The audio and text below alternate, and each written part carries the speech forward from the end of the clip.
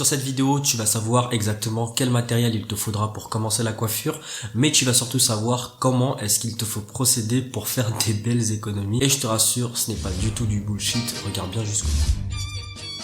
Bonjour à tous, c'est Rico et bienvenue sur ma chaîne YouTube. Sur cette chaîne, on va parler de produits pour les cheveux et la peau. On va également parler de matériel et bientôt on fera des vlogs. Cette vidéo a pour but de t'expliquer comment est-ce qu'il te faut procéder pour pouvoir acheter ton matériel, surtout si c'est ton premier matériel et que tu as un budget assez serré. On va également parler des différents accessoires qu'il te faudra acheter dès le départ et surtout ceux qui te seront indispensables ou qui vont le devenir très rapidement. Premièrement, tu as la tondeuse de coupe, ça c'est l'accessoire principal dans tout ton matériel. Si on ne devait en choisir qu'un seul et en garder qu'un seul, ce sera la tondeuse de coupe. Et pour la choisir, très souvent on est un peu perdu. Est-ce qu'il vaut mieux avoir une tondeuse puissante et ne pas trop la payer cher mais par contre elle aura un fil? Ou alors est-ce qu'il vaut mieux viser une marque leader en ce moment pour pouvoir avoir une tondeuse de qualité? Ou est-ce que celles qui traînent en ce moment sur le marché sont assez bien? Autant avant il t'aurait fallu acheter du Wall, du N10 ou même un petit peu de Babyliss pour pouvoir avoir quelque chose de qualité. Mais par contre ça c'est une époque révolue. Et aujourd'hui plusieurs marques entrent dans le marché. Certaines sont un petit peu plus chères ou un petit peu moins chères que chez Wall. Ce sera la référence pour cette vidéo. Et d'autres sont vraiment beaucoup moins chères et proposent quelque chose de très qualitatif. Vous le voyez souvent sur TikTok, je parle très souvent de la marque Haircut avec notamment la TH35 et la TH56. Mais ce n'est pas la seule marque qui rentre dans le marché et qui propose des choses très qualitatives. Toutes les marques qui s'affichent en ce moment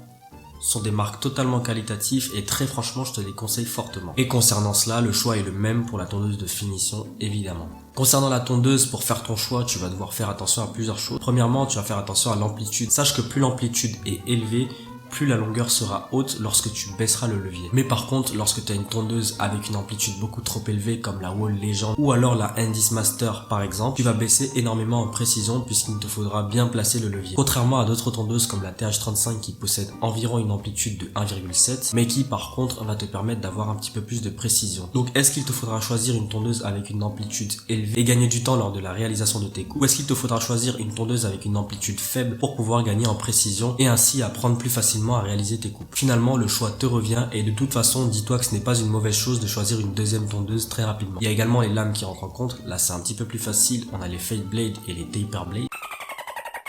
Ici, la différence, c'est que les taper blades vont t'offrir un tout petit peu plus de précision lorsque tu n'as pas de sabot. Donc, sur le départ des dégradés, c'est très pratique. Tandis que les fade blades s'accrochent beaucoup plus facilement aux longs cheveux. Donc, si tu atteins les grosses longueurs de la tête, ce sera plus facile d'y accéder avec ce type de lame. Tu as également la puissance, qui est un facteur important, mais qui est déterminé par plusieurs choses. Premièrement, il y a le matériau des lames. Lorsque tu as une lame en carbone, elle proposera à la lame supérieure une friction beaucoup plus élevée, ce qui permettra d'accentuer la vitesse de rotation. Mais lorsque tu as une lame en acier, la friction sera un petit peu plus faible et en plus de ça chauffera un petit peu plus, mais par contre elle sera plus agréable et accrochera un petit peu plus. Elle est également déterminée par le type de moteur. On a les moteurs rotatifs ou magnétiques. On a également les moteurs à vibration qui sont très présents sur les tondeuses filaires et les tondeuses de nouvelles marques comme JRL, Gamma Plus ou Haircut. Quelque chose de très important à noter, et pour cela on va prendre l'exemple de la Wall Senior qui est actuellement la tondeuse avec moteur rotatif la plus puissante sur le marché. Il faut savoir que lorsqu'elle se décharge, elle perd progressivement de la puissance, contrairement à beaucoup de marques qui proposent un système permettant de contrer cela, comme chez N10 par exemple, ou alors chez Gamma Plus.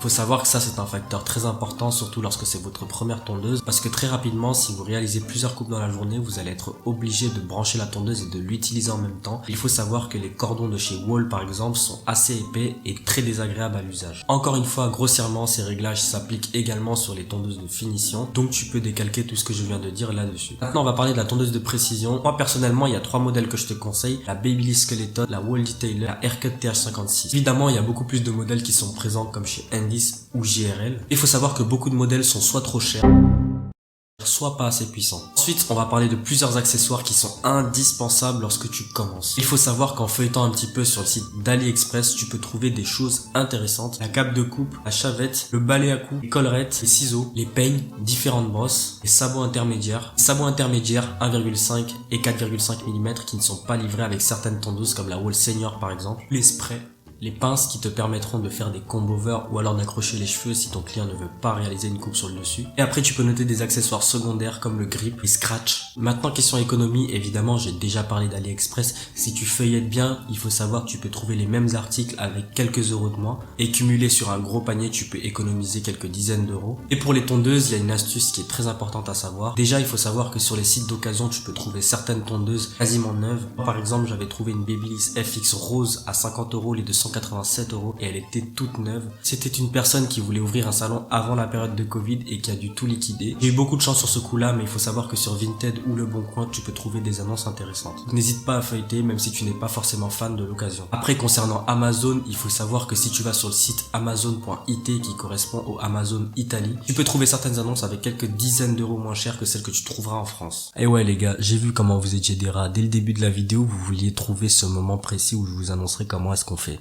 Ensuite, il faut savoir que certains shops comme L'Oparis proposent une catégorie d'occasion qui te permettra de trouver certaines tondeuses qui ont déjà été vérifiées. Voilà, j'espère que cette vidéo vous aura plu. Je ne mettrai aucun lien sur la description. Je t'inviterai directement à soit me contacter sur Instagram si tu veux un lien, soit directement à aller chercher par toi-même, puisque c'est le concept de cette vidéo, c'est de te permettre à toi de trouver toi-même les produits que tu désires et les produits que tu recherches. En attendant la prochaine vidéo, je t'invite à t'abonner, liker et partager. N'hésite pas à l'envoyer à quelqu'un à qui ça peut servir. Et surtout, n'hésite pas à être bienveillant envers les autres.